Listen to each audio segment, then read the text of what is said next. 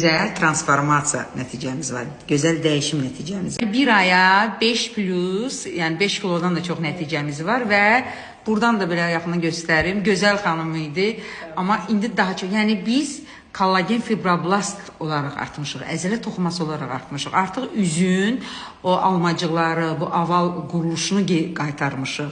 Bədəndə konfigurativ kökəlmə baş verir. Yağ toxuması çıxsın ora-bura deyil də, gözəl. Və bu az öncə də dediyim kimi əslində ciddi ədəbiyyatda, nəzəriyyədə deyilənin daha dərinə, əksinə getmişik. Çünki nəzəriyyə deyir ki, aya maksimum 1 kilo kökələ bilərsiniz. Biz nə elədik? 5 kilo kökəldik. Çünki bu mənim konseptimdir. Mən başa düşürəm ki, bizim coğrafiyanın insanı üçün aya 1 kilo kökəltməyə olan rəy arxarda. Ona görə kökələn bir pasiyentimiz öz fikrini desin. Necə edik? Diyeta çox yaxşı. Yəni düzdür, bundan qabaq da mən qidalanmama fikir verirəm, amma yəni irəliləyiş olmurdu. Çox sağ olun, sizin yadınızda. Mənim yadımda siz deyir ki, doktor, mən yeyən insanım, yeyirəm, içirəm, 200 qram artmır.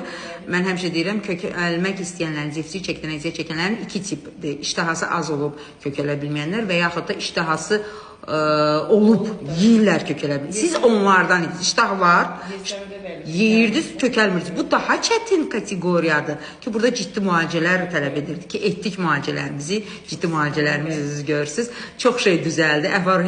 Üzdə parıltı, dərinin gözəlləşməsi.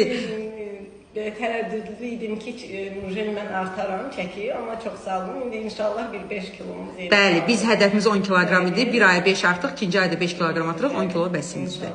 Kökəlmək üçün də mütləq vacibdir ki, əzələ toxumasından kökələk və yağdan parçalanaq. Amma reproduktiv sistemin orqanlarının ətrafında müəyyən vacib yağ toxuması olmalıdır ki, ginekoloji göstəricilərimiz üçün çox önəmlidir və burada biz armudvari kökəlmişik. Düzdürmü Şahinsa xanım? Özünüz razısınız quruluşunuzda. Demək necə? Məsələn, bir rəqəmi deyim.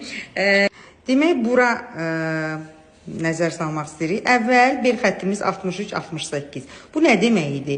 Bel xətti ilə qarın xəttinin arasında cəmi 5 sm məsafə var idi. Yəni, konfigurativ olaraq dördkünc bədən tipi idi.